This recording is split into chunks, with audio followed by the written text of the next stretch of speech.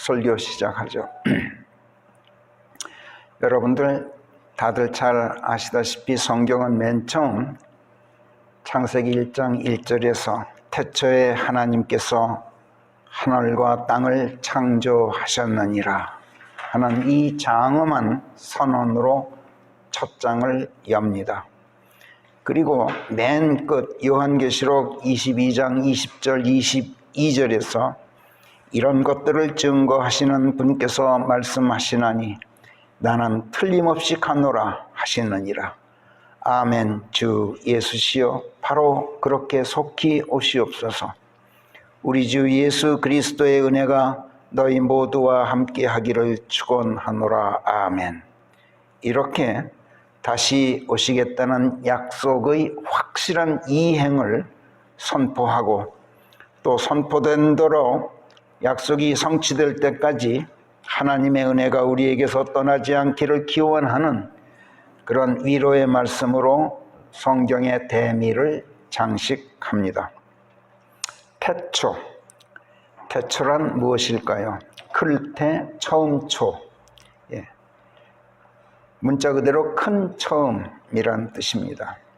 여기서 처음이란 시간상이나 순서상의 처음을 말하는 게 아닙니다. 여기서 이 처음이란 우주 만물, 세상 만민, 세계 만사, 모든 존재의 본질적 근본과 근원을 말하는 그런 처음입니다. 이런 점에서 태초는 곧 만물 만인 만사가 비롯되는 근원이신 하나님, 그 모든 것들이도록 구성하는 기초 요소로서의 하나님, 그 모든 것들을 만드시고 그것들이 존재하도록 하시는 창조자로서의 하나님, 그 하나님을 뜻합니다. 태초란. 그래서 킹제임스 성경은 태초에라는 말을 in the beginning 이렇게 쓰고 있어요. 성경의 킹제임스 성경은 제일 첫 단어가 in이라는 전치사예요.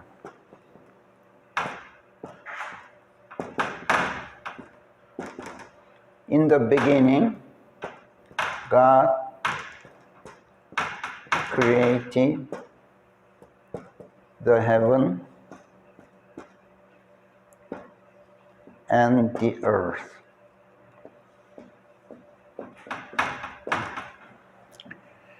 성경에서 땅이라고 말할 때 여러 가지 단어를 써요.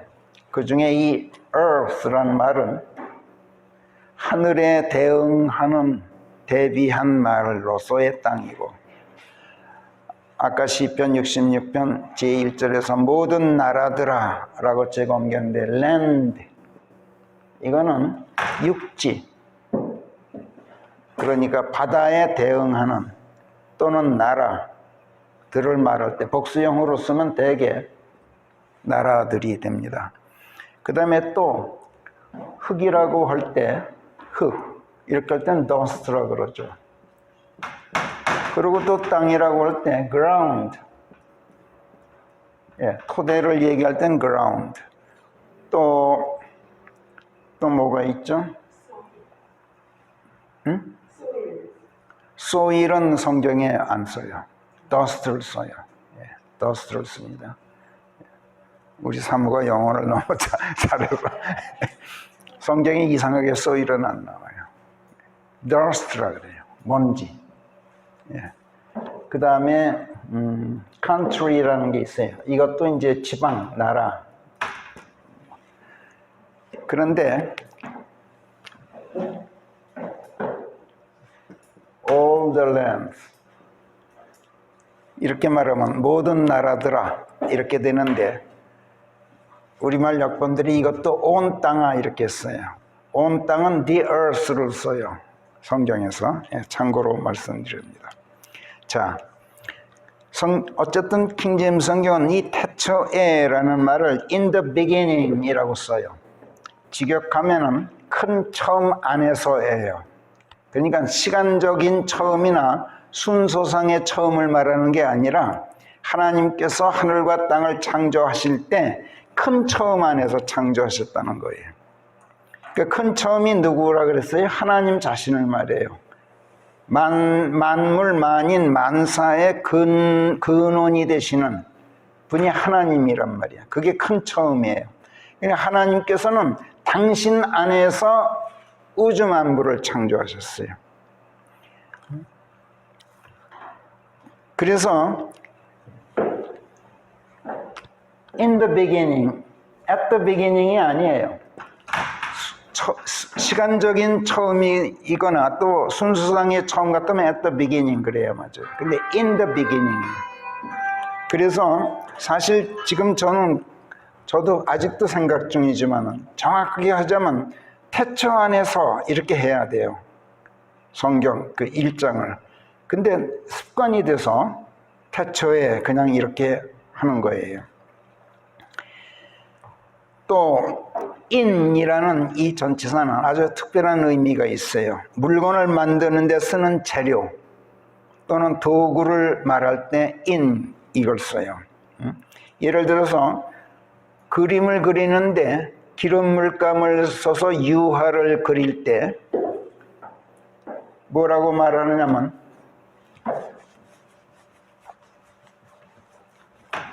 그림을 그린다 paint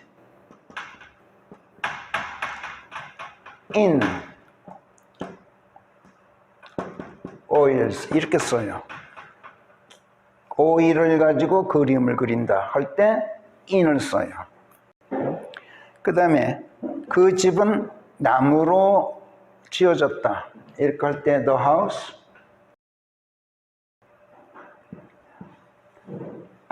was done 또는 made 뭐 아무래도 좋아요.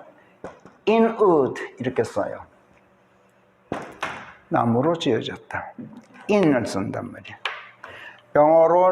영어로 말을 한다 할 때 speak with가 아니라 speak in English예요. 그냥 도구, 사용되는 도구를 말할 때 in을 쓴단 말이에요. 따라서 창세기 1장 1절 In the beginning God created the heaven and the earth. 이걸 직역하면 하나님께서 큰 처음 안에서 큰 처음을 가지고 하늘과 땅을 창조하셨다. 이런 말씀이 돼요.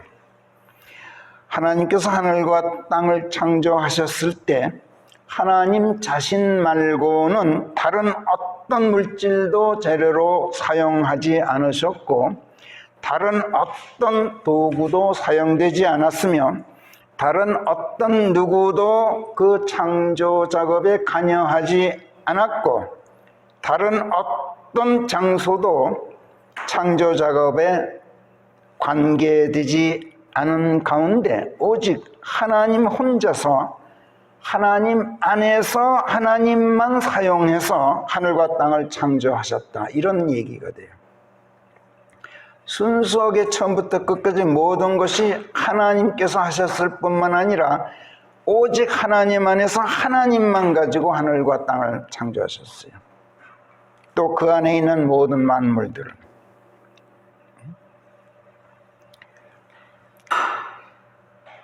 그래서 어떤 사람들은 하나님께서 무에서 유를 창조하셨다 이런 말을 쓰는 사람들도 있어요. 옛날 저쪽 방화동에 그 목사가 그런 말을 잘했는데 그때마다 내가 주의를 줬어요. 그 양반한테. 그거 아닙니다. 무에서 유를 창조하신 게 아니라 계신 하나님이 계신 하나님을 사용해서 하나님을 창조하셨기 때문에 유에서 유를 창조하신 겁니다. 이렇게 제가 항상 주의를 줬었는데 요즘 어떤지 모르겠어요. 하나님께서 사람을 창조하신 것도 2장 7절에 보면 주 하나님께서 땅에 흙을 빚어 사람의 형체를 만드시고 이렇게 돼 있어요. 흙을 사용해서 재료로 사용해서 사람을 만드시고가 아니에요. 주의해야 돼요. 사람은 흙으로 지어졌다. 사람들이 그렇게들 알고 있는데 그렇지가 않아요. 사람의 형체만 하나님께서 흙을 사용하셨어요. 주 하나님께서 땅의 흙을 빚어 사람의 형체를 만드시고 formed man이에요. 그의 콧구멍에 생명의 숨을 불어넣으시니 하나님께로부터 나온 생명의 숨을 불어넣으시니 그 사람이 산혼이 되었느니라. 이렇게 창세기 2장 7절이 말씀하고 있어요. 사람의 형체는 흙을 재료로 사용하신 것이었지만 그 형체 자체가 사람이었던 것이 아니라 그 형체가 사람이 된 것은 하나님께서 당신의 그 생명의 숨을 그 형체의 콧구멍에 불어 넣으셔서 비로소 그것이 산혼이 됨으로써 그 형체가 사람으로 창조되었던 거예요. 그래서 하나님께서 사람을 창조하고자 맨 처음에 창조하시기 전에 창조하시겠다고 마음 먹으셨을 때, 그리고 뜻하셨던 대로 사람을 창조하셨을 때도 창세기 1장 26, 27절을 보면 하나님께서 말씀하시기를 우리가 우리의 모습을 따라 우리의 형상으로 사람을 만들자 이렇게 말씀하셨는데, 이때도 in our man image 이렇게 되어 있어요. in 우리의 이미지로, 우리의 형상 안에서 만들자. 다른 거 사용하지 말고 다른 거 보지도 말고 오직 하나님, 성부, 성자, 성령 삼위일체 되는 우리 하나님 자신 속에서 자신의 모습으로만 인간을 만들자. 이렇게 말씀하셨단 말이에요. 27절 그리하여 하나님께서 당신 자신의 형상으로 in his own image, in his own image, 여기서도 in이에요. 그분 자신의 형상 안에서 사람을 창조하셨나니, 하나님의 형상으로 그를 창조하셨던 것이요 그들을 남자와 여자로 그분께서 창조하셨던 것이라. 이렇게 창세기 1장 26, 27절이 쓰고 있어요. 사람도 하나님 자신의 모습 안에서 하나님 자신의 형상을 재료로 사용해서 창조하셨단 말이에요. 그러니까 모든 피조물들은 그 근본이 하나님으로 말미암았고 그 근원이 하나님이시고 따라서 그 본질도 하나님이셔요. 이거 대단히 중요합니다. 만물의 본질이 무슨 원자다, 무슨 분자다, 무슨 단백분자다 뭐 이런 게 아니란 말이야. 만물의 이 우주 안에 존재하는 만물의 본질 요소가 하나님이에요. 사람은 또 더 나아가서 그 본질과 근원뿐만 아니라 형상까지도 하나님이셔요. 이 말은 곧 모든 피조물들이 어떤 모양으로든 어떤 식으로든 본질적으로 하나님을 드러내고 있고, 사람은 여기에 더해서 그 형상까지도 하나님을 나타내 보이고 있다는 뜻이에요. 이건 불가피하고도 필연적이에요. 따라서 하늘과 땅 자체는 말할 것도 없고, 하늘과 땅, 즉 우주 안에 존재하는 모든 것들, 사람을 포함해서 모든 만물이 하나님을 드러내고 있는 것, 하나님을 선양하고 있는 것은 아주 자연스럽고도 당연하고 또 필연적인 현상이에요.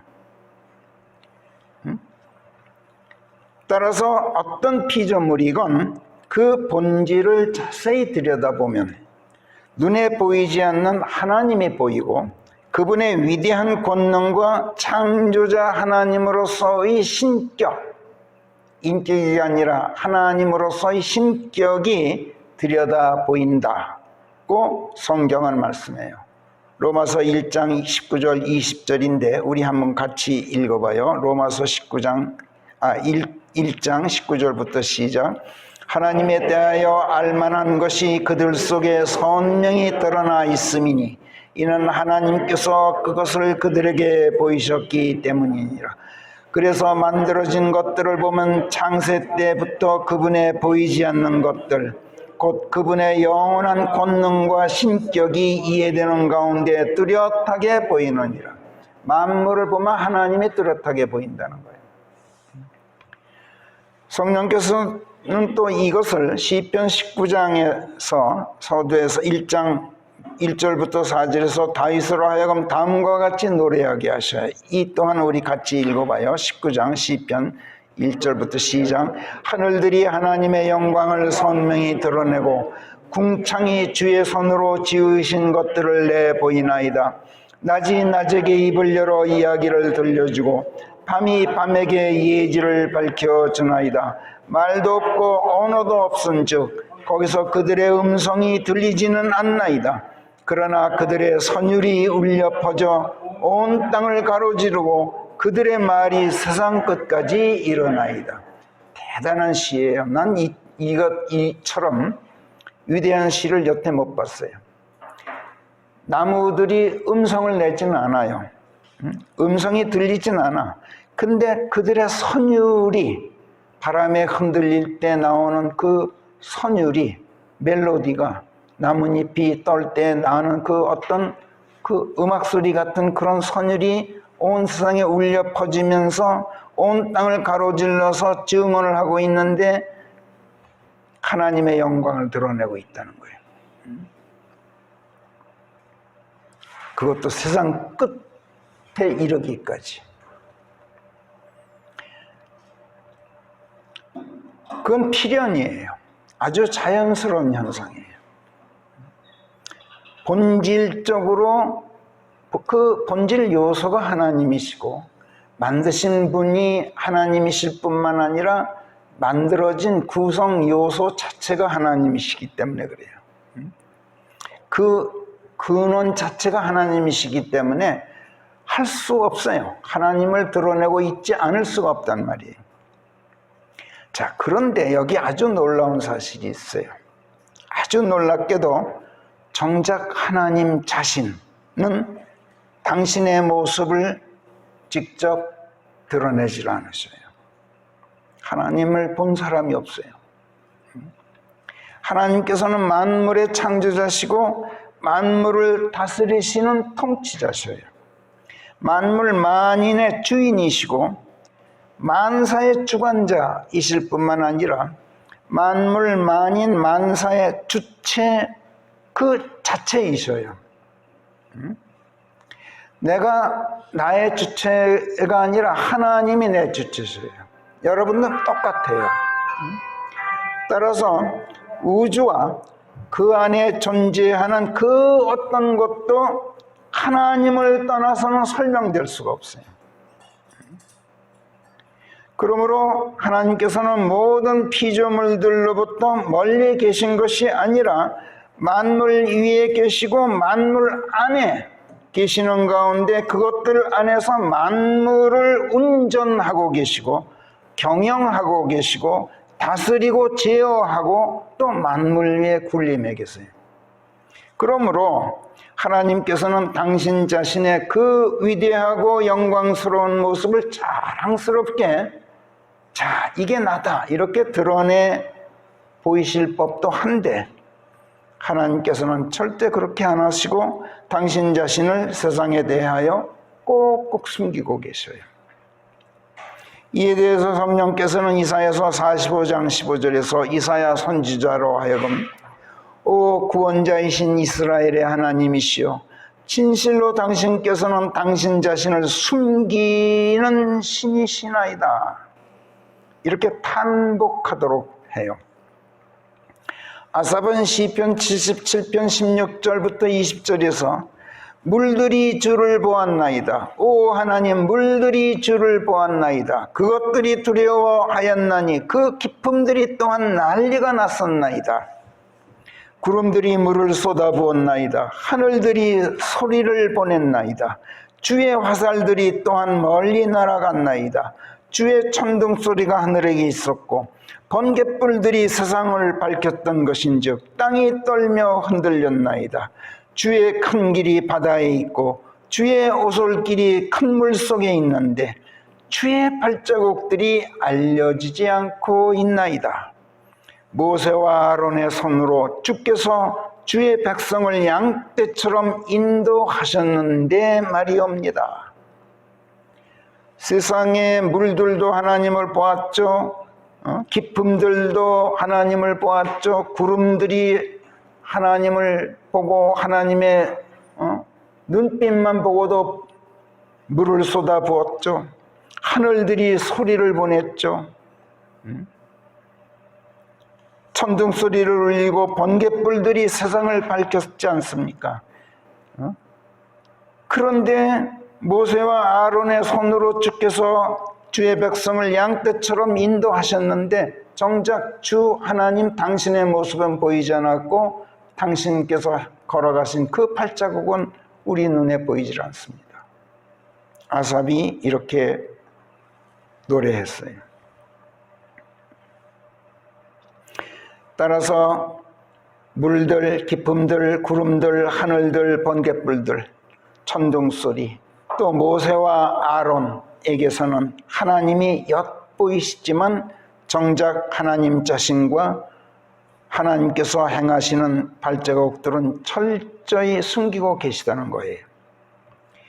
이러하신 하나님을 두고 다윗은 시편 44편 24절에서 어인가닥으로 주께서는 얼굴을 감추시고 저희가 당하는 고통과 억눌림을 잊고 계시나이까 하고 원망하기까지 했어요.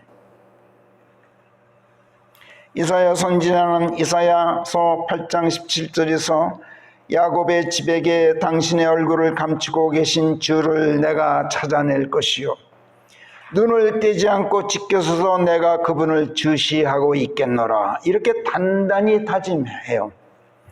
그러나 정작 그가 찾아낸 것은 하나님의 실물이 아니라 하나님께서 당신 자신의 존재를 표적으로 보여주시는 이사야 선지자 자기 자신만 찾아냈고 또 하나님의 자녀들만 찾아냈다고 그 다음 18절에서 말하고 있어요. 보라 나 그리고 주께서 내게 주신 자녀들은 시온산에 거하시는 만군의 주께로부터 이스라엘의 안에 주어진 표적들이요 이적들이니라. 표적으로만 당신을 내보여 주셨단 말이야. 하나님의 창조는 제가 늘 말씀드리지만 하나님의 자기 계시였다고 흔히들 말해요. 하나님께서 당신 자신을 드러내 보이시기 위해서 만물을 창조하고 모든 사람들을 창조하셨다는 얘기예요. 하나님께서 당신 자신을 드러내 보이고자 하신다면 당신 자신이 직접 모습을 드러내시면 될 텐데 그러지 않으시고 무엇인가를 창조하셔서 그 피조물을 통해서 간접적으로 당신 자신을 드러내신다는 거예요. 하나님께서는 당신 자신의 모습을 드러내지 않으실 뿐만 아니라 당신의 모습은 말할 것도 없고 다른 어떤 것도 사람들이 상상해서 형상을 만들거나 모사품을 만드는 것조차 용납하지 않으신 걸 여러분들이 알고 있어요. 출애굽기 20장 4절에서 너는 위로 하늘에 있거나 또는 아래로 땅에 있거나 땅 아래로 물속에 있는 그 어떤 것도 그것을 조각한 형상이나 그 어떤 것의 모사품도 내게 있게 말라. 이렇게 출애굽기 20장 4절에서 십계명 중 제2계명으로 엄중히 명령하셨어요. 십자가를 교회 첨탑 위에 세워놓고 이런 짓 하지 말아라. 예수 그리스도를 그림으로 그리고 마리아를 무슨 석상으로 세우고 그따위 짓 하지 말아라.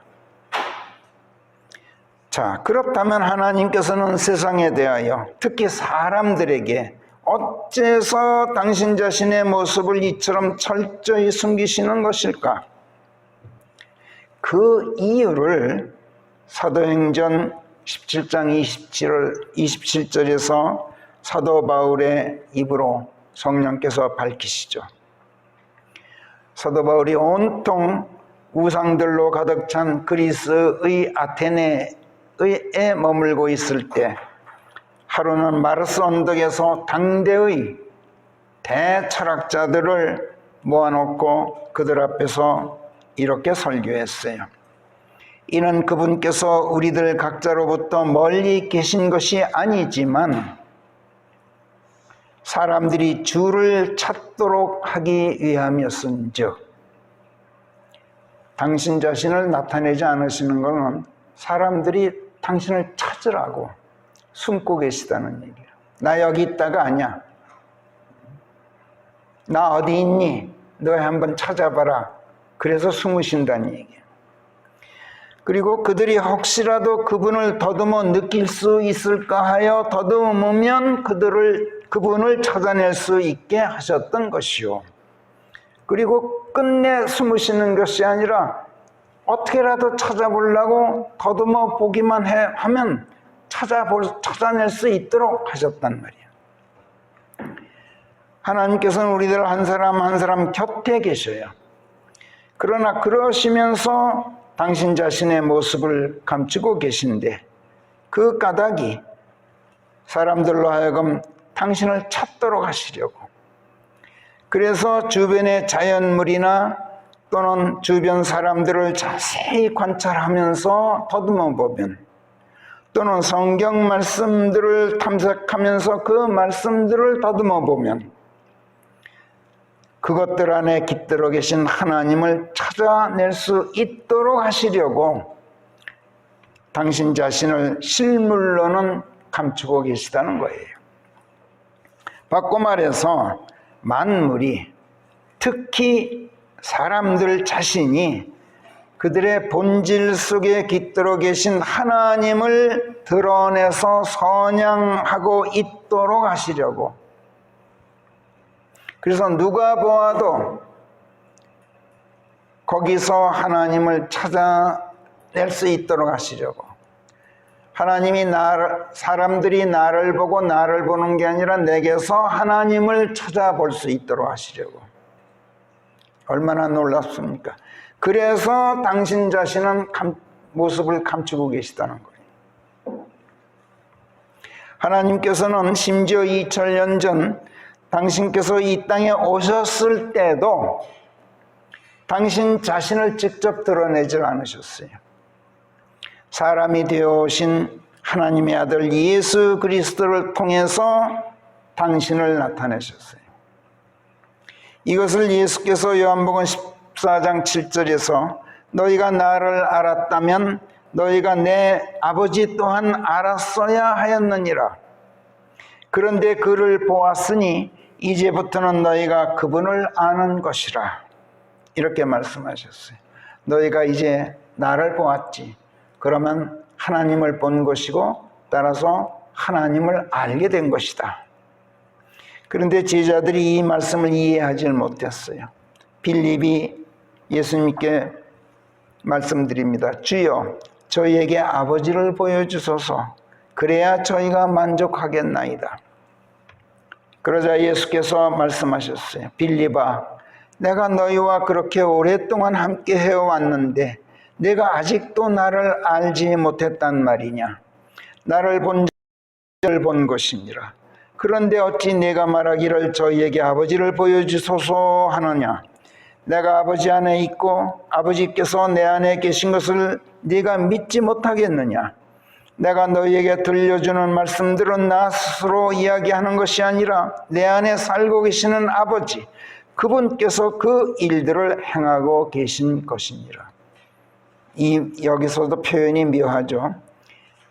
내가 너희에게 들려주는 말씀들은 내가 하는 말이 아니라 아버지께서 하시는 말씀이다. 그래야 될 텐데 아버지께서 행하시는 것이다. 이렇게 말씀이 하나님께서 말씀하실 때는 그냥 말씀으로 끝나는 게 아니라 무언가를 행하고 계시단 말이에요. 이것이 성경 말씀이 갖는 역동성, 다이내믹한 걸 말해요. 성경 말씀은 그 여느 말씀이 아니에요. 살아서 활동해요. 역동적으로 움직여 뭔가 해요. 행동한단 말이에요. 11절 내가 아버지 안에 있고 아버지께서 내 안에 계시다는 나를 믿으라. 그러지 못하겠거든 바로 그 일들을 보아서라도 나를 믿으라. 이렇게 요한복음 14장 9절, 10절, 11절에서 말씀하셨어요. 그리고 더 나아가서 12절에서 진실로 진실로 내가 너희에게 말하노니 나를 믿고 밀착해 있는 자는 내가 행하는 일들을 그 또한 행할 것이요 이런 일들보다 더 큰 일들을 행하게 되리라. 이렇게 말씀하셨어요.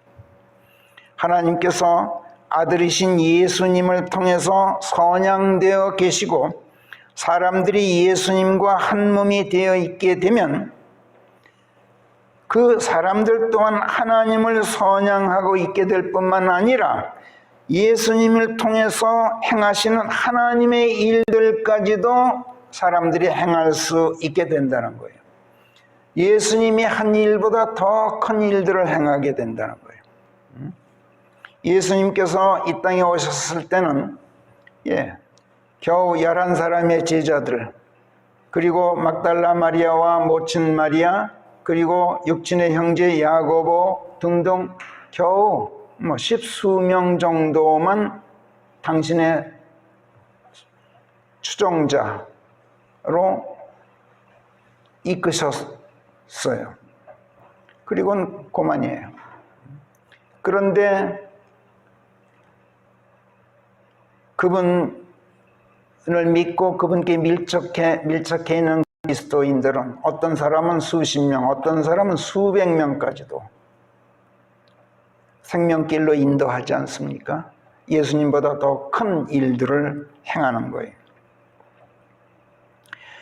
이처럼 하나님께서는 우리가 하나님 당신을 선양하고 있게 하시려고, 우리가 하나님을 드러내고 우리가 하나님의 일들을 행하도록 하시려고 정작 하나님 자신을 감추고 계신다는 거예요.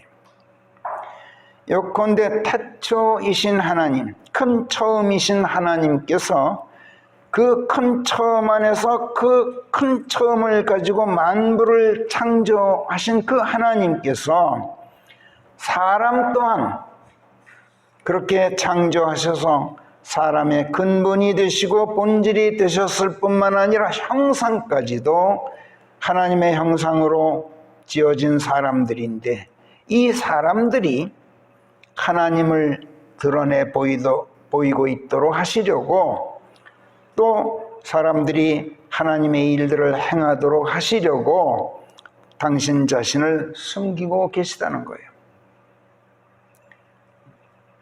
이것을 성령께서 에베소서 1장 11절 12절에서 사도 바울의 입으로 당신 자신이 뜻하신 계획대로 모든 일들을 이루어 가시는 그분께서 계획하셨던 그대로 예정되어진 가운데 우리가 또한 이분 안에서 유전을 획득하게 되어서 그리스도를 최우선으로 신뢰한 우리가 이분의 영광을 널리 선양하기에 이르도록 하셨느니라.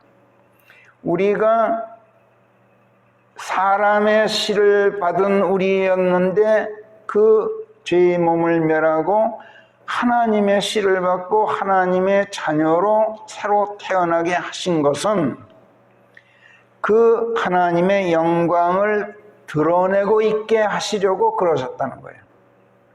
우리가 사람의 씨를 받은 사람이었을 때는 사람을 드러내고 있겠죠. 근데 하나님의 씨를 유전으로 받았어요. 그러니까 우리도 할 수 없어요. 하나님을 드러낼 수밖에 없어요. 강아지의 씨를 받은 강아지는 강아지를 드러내요. 그렇죠?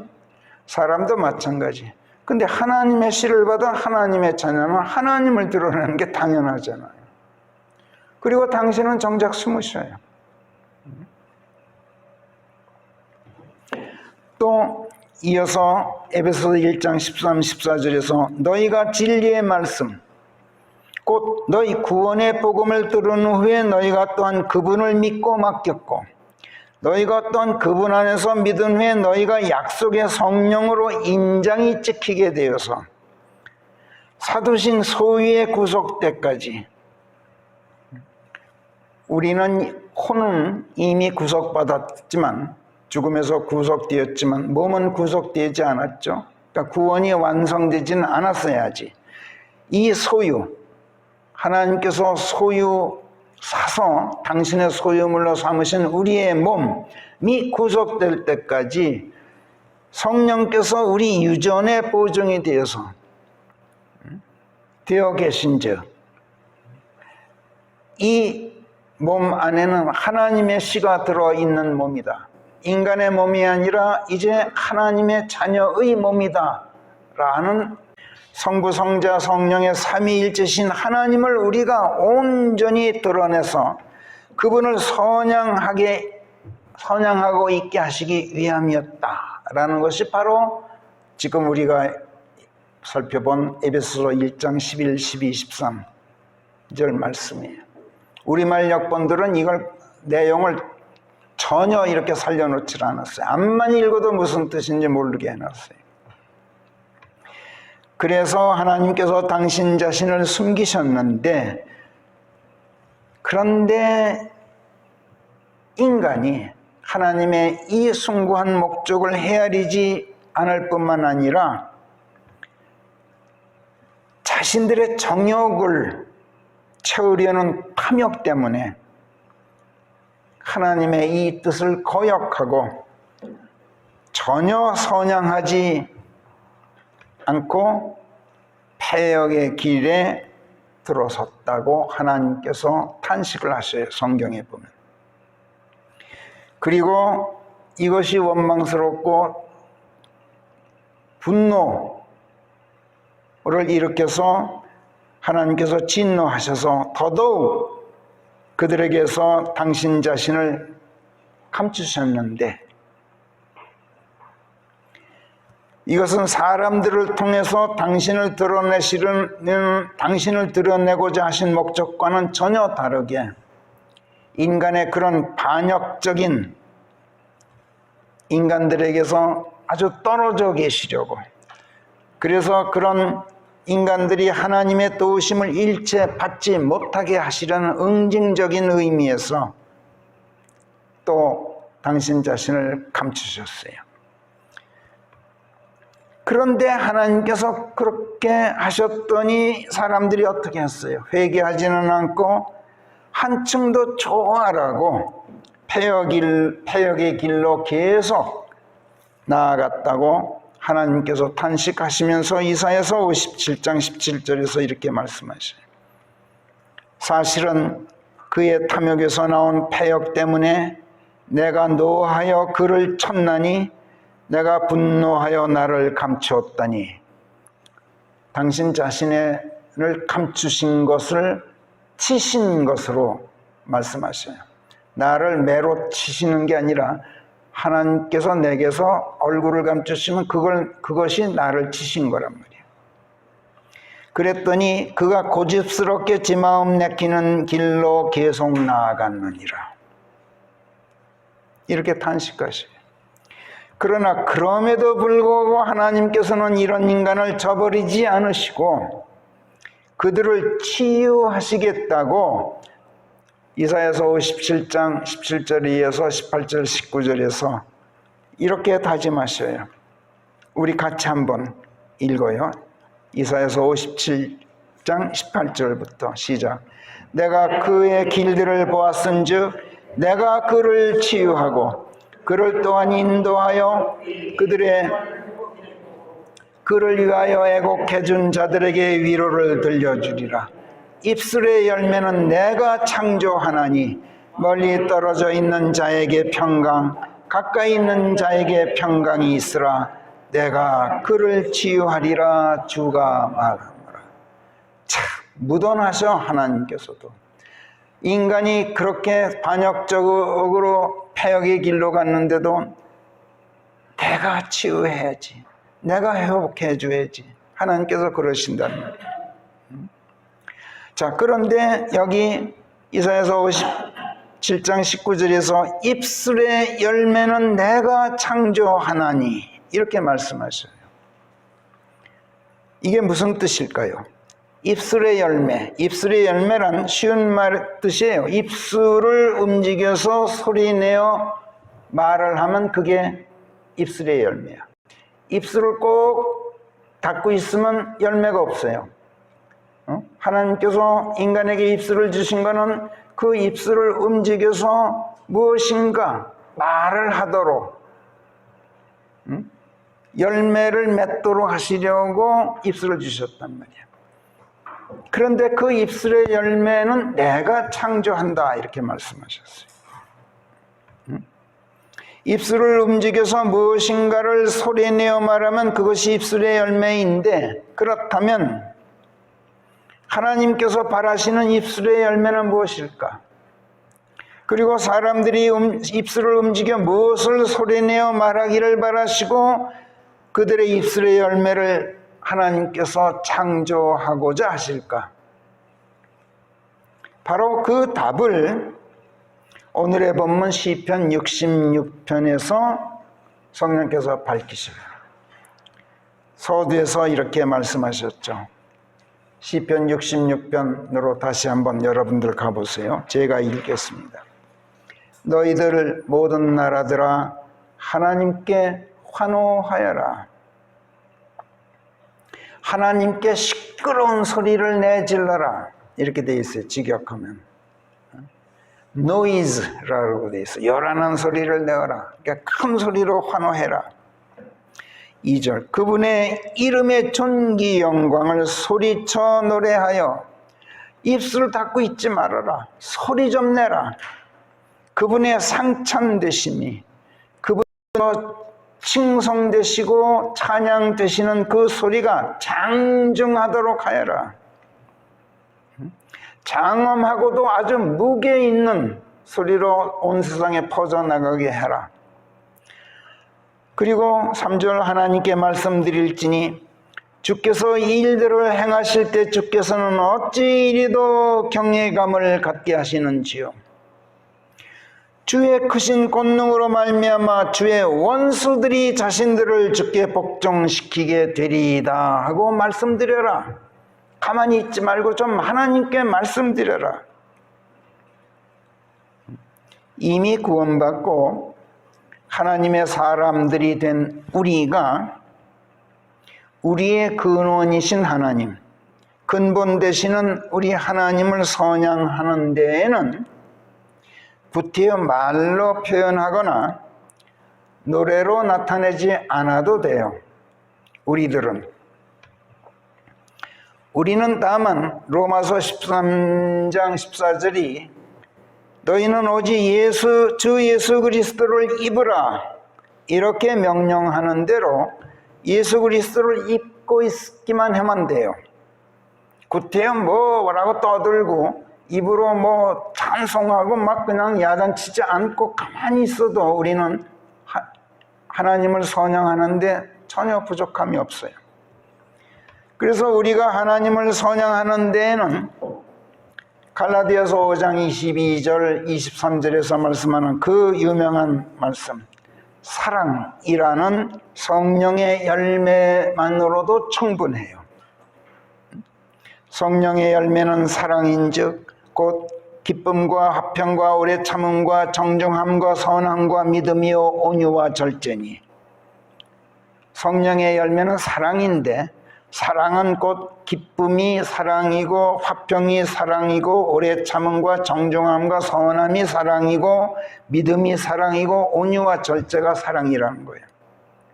항상 기쁨으로 넘치고 항상 참고 정중하고 선하고 늘 예수님과 한 몸 되어 있고 그리고 온유하고 절제하는 마음가짐 몸가짐, 이것을 견지하는 것, 이것이 사랑이고 이것이 성령을 지니고 있는 결과라는 거야. 성령의 열매는 성령을 지니고 있는 결과란 뜻이에요. 항상 기쁨으로 충만하고 모든 사람과 화평하고 매사에서 오래 참고 언행이 정중하고 선하고 늘 예수님과 한몸 되어 있는 마음으로 생각하고 온유하고 절제하는 사람을 보면 세상 사람들이 이 사람은 하나님의 사람이로구나. 이 사람 안에는 하나님이 계시는구나.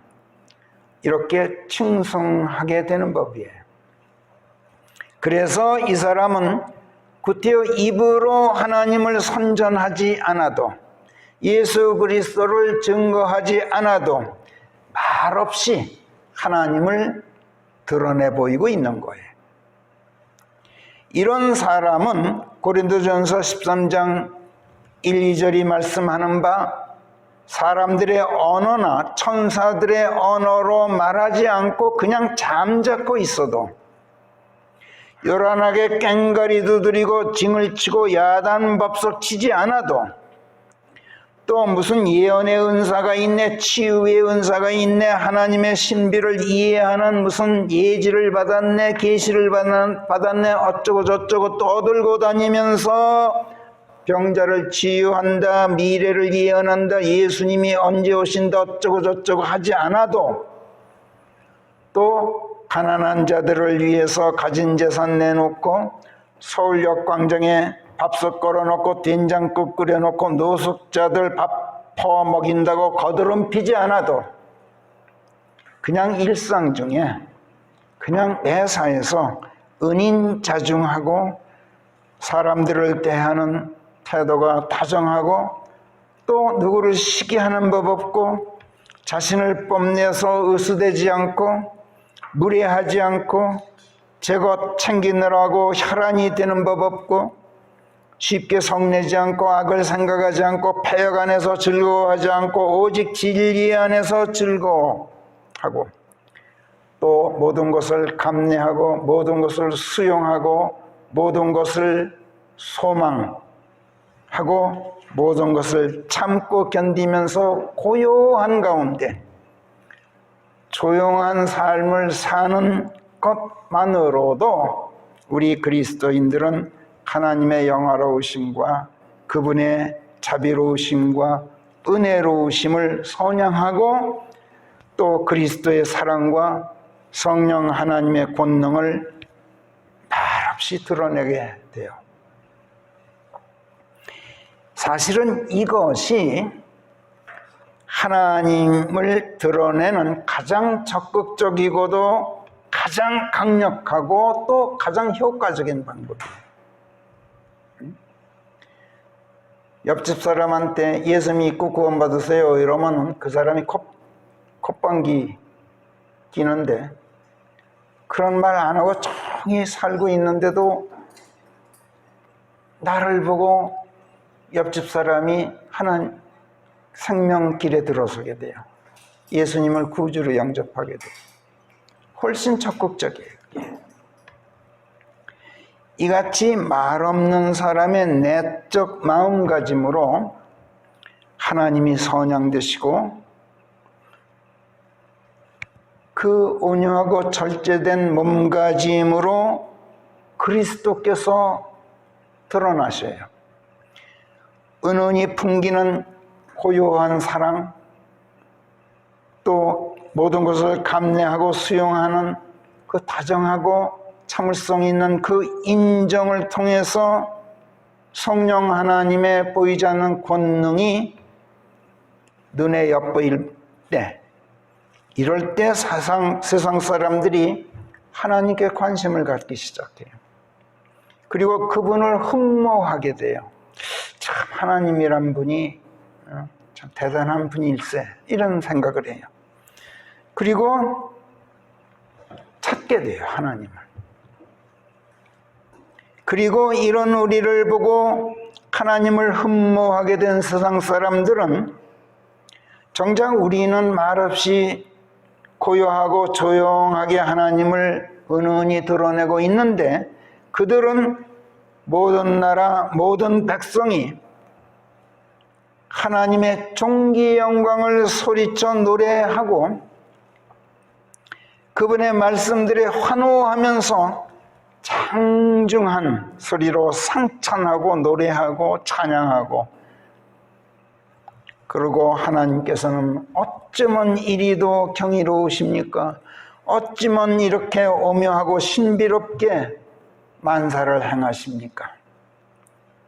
하나님의 사람들에게서 드러나시는 예수 그리스도를 보고 실로 저희들이 경외감을 느끼지 않을 수가 없습니다.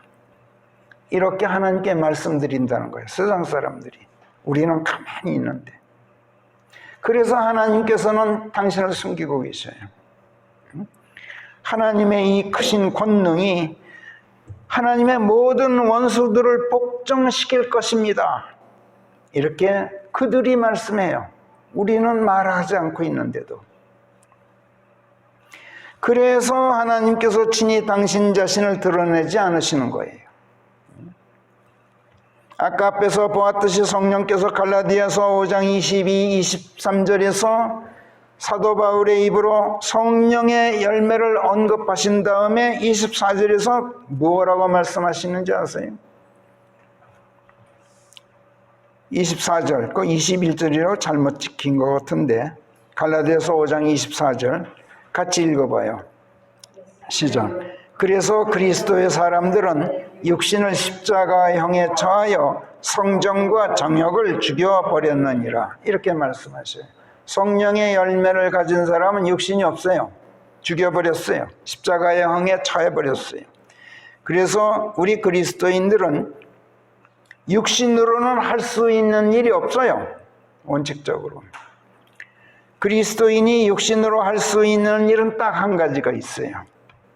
그것을 사도 바울이 로마서 12장 1절에서 이렇게 말해요. 그러므로 형제들아, 내가 하나님의 자비에 의지하여 너희에게 간청하노니 너희는 너희 몸을, 너희 육신을 하나님께서 받으실 만한 살아있는 거룩한 제물로 드리라. 이것이 도리에 맞는 너희의 섬김이니라. 하나님을 섬긴답시고 너희 육신을 가지고 뭐 야단법석 흩치지 말고 그 육신 그냥 하나님께 드려. 십자가형에 처해버려. 이런 말씀이에요.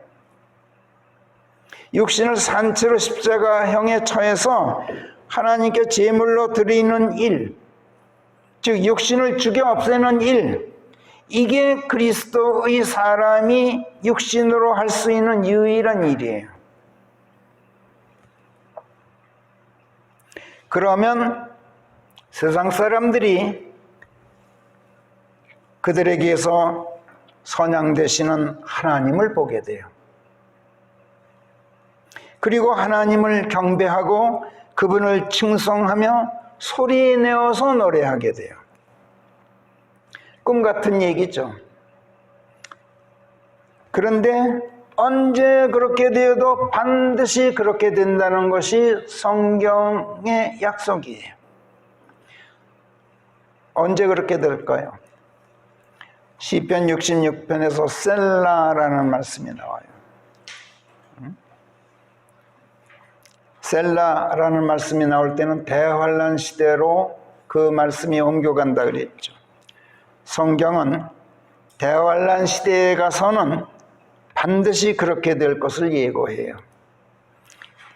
시편 기자가 시편 66편 4절에서 온 땅이 주를 경배하며 주께 노래하게 되리니, 꿈 같은 얘기지만 그렇게 된다는 거야. 그들이 주의 이름에게 노래하게 되리이다 하여라 셀라.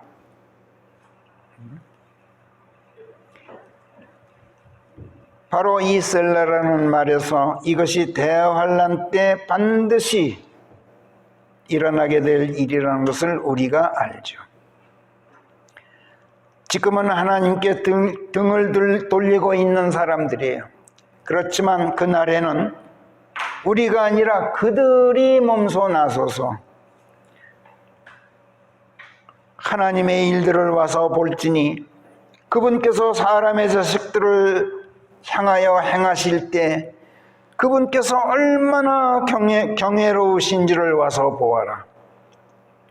그분께서 바다를 마른 땅으로 바꾸셔서 그들이 그 큰 물을 걸어서 통과하였나니 실로 우리가 거기서 그분을 향유하였느니라. 지난날 우리가 그분을 향유하였다. 그런데 우리가 변질되어서 하나님을 배반하고 패역의 길에 있었지. 그래서 대환란 시대가 닥칠 때까지 하늘에 들려 올라가지 못하고 지금 우리가 이 고생을 하고 있지. 그러나 와서 보아라. 하나님께서 우리 인간들을 향해서 행하시는 그 경외롭고 무서운 일을 한번 보아라. 그분께서는 그분의 권능으로 영원히 다스리시느니라. 그분의 두 눈이 민족들을 눈여겨보고 계시나니 고개 돌리고 있는 자들아, 반항하는 자들아, 너희 자신을 높이지 않도록 주의해라. 셀라. 오 너희들 백성들아, 우리 하나님을 복되시게 할지니 우리 하나님을 하나님으로 받들지니 그분의 상찬되심이 그분께서 칭송받으시고 찬양받으시는 그 소리가 소리로 들리게 하여라. 이제는 침묵하지 말아라. 지난날 그리스도의 사람들은 온유와 절제, 화평과 기쁨, 오래 참음, 믿음과 선함과 이런 성령의 열매로 말없이 그리스도를 선양했지만 우리는 이제 소리내어서 하나님을 상찬하자, 장중하게 울리도록 하자. 그렇게 된다는 거야. 그 시대에 가서. 그분께서 우리의 혼을 생명 안에 붙잡고 계시나니 우리 발이 동요하는 것을 내버려 두지 않으시느니라 하고 외치는 이 입술의 열매를 하나님께서 그들에게 창조해 주시게 되는 거예요. 그리고 시편 66편 10절에서 오 하나님, 그래서 주께서는 저희들을 시험하셨나이다. 마치 은이 정련되듯이 주께서 그같이 저희들을 정련하셨나이다. 주께서 저희들을 그물 속에 몰아넣으셨나이다. 주께서 저희들을 대환란에 처하게 하셨나이다. 이런 말이에요. 주께서 저희들의 허리에 고통을 둘러놓으셨나이다. 주께서 사람들로 하여금 저희 머리를 짓밟고 지나가게 하셨나이다. 그러나 저희가 불을 통과하고 물을 통과하였지만 주께서 저희들을 꺼내어 풍요한 곳에 데려다 놓으셨나이다 하고 결국은 하나님을 소리내어 찬양하면서 감사드리게 되는데 이 또한 하나님께 드리는 입술의 열매예요.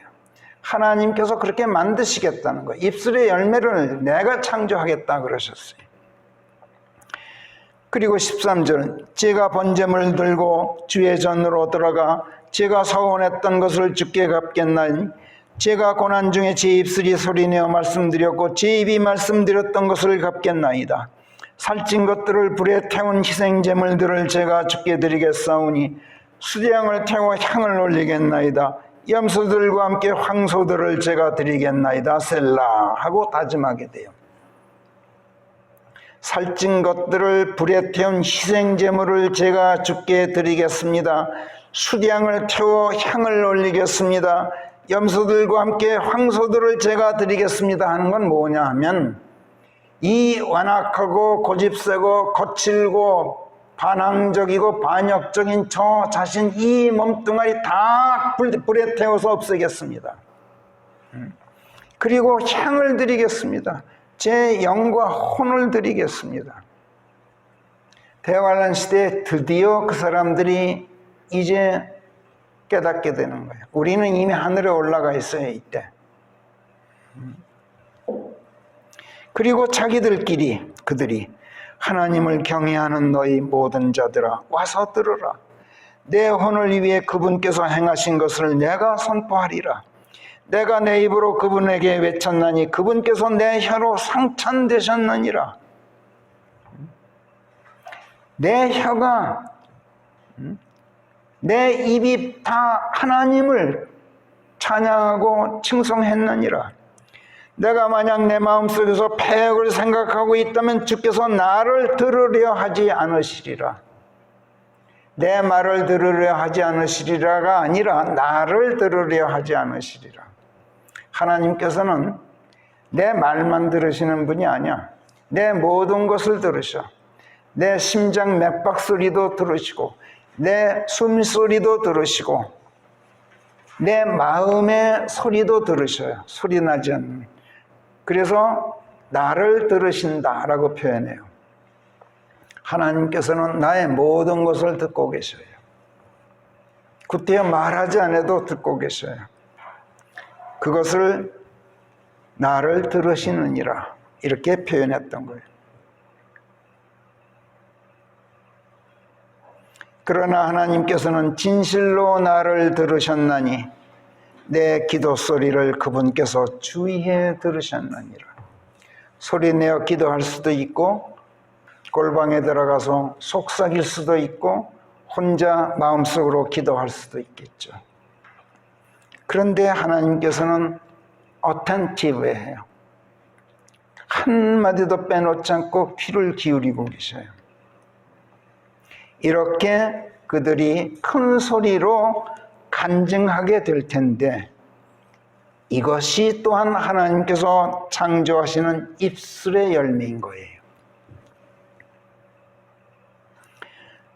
20절 마지막에 가서 제 기도를 물리치지 않으시고 주의 자비도 거두지 않으신 하나님이시여 복되시옵소서 하고 다시 한번 입술의 열매로 하나님께 영광을 돌리게 될 거예요. 그런데 이 모두가 그리스도의 사람들인 우리가 지금 성령의 열매로 하나님을 선양하고 그리스도를 입고 있는 가운데 사랑으로 예수 그리스도를 말없이 드러내 증거한 결과라는 거예요.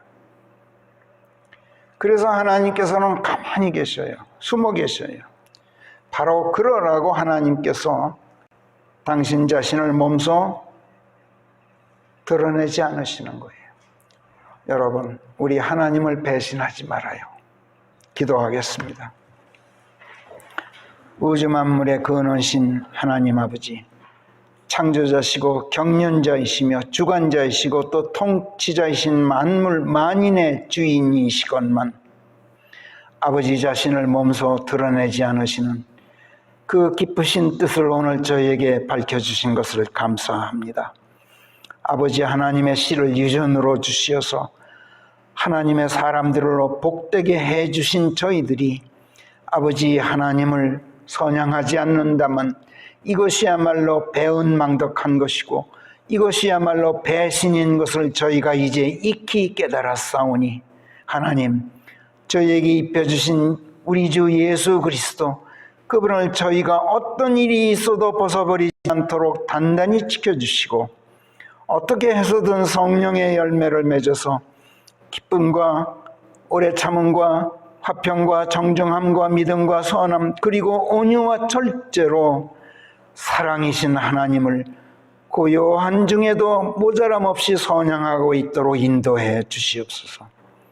이 시간 저희가 또 특별히 기도하옵는 것은 이제 얼마 안 있으면 저희들의 보금자리인 이 건물이 철거되고 그 자리에 새 건물이 건축될 예정이오니 하나님, 모든 계획에서 아버지께서 친히 진두지휘하셔서 철거 작업에서부터 기초 토목공사, 기공식을 거쳐 본격적인 건축 공사가 진행되는 모든 과정 동안 어려움이 없도록 지켜주시고 주께서 집을 짓지 않으시면 그것을 짓는 자들의 수고가 헛되다 하신 그 말씀을 무창상사 관계자들과 우리 이무용 형제는 물론이고 설계자들과 토목회사, 건축회사 모든 사람들의 마음속에 깊이 각인시켜 주시옵소서. 지난 5년 동안 이 아름다운 장소를 저희들의 예배처로 주신 것도 감사한데 저희들에게 새 건물, 새 자리에 새 예배처를 또 마련해 주고자 하시니 실로 저희들의 잔이 넘치나이다. 하나님, 새 건물이 완공되는 날까지 저희들의 기도가 끊이지 않도록 하시옵소서. 감사하고 우리 주 예수 그리스도의 이름 안에서 기도하옵나이다. 아멘.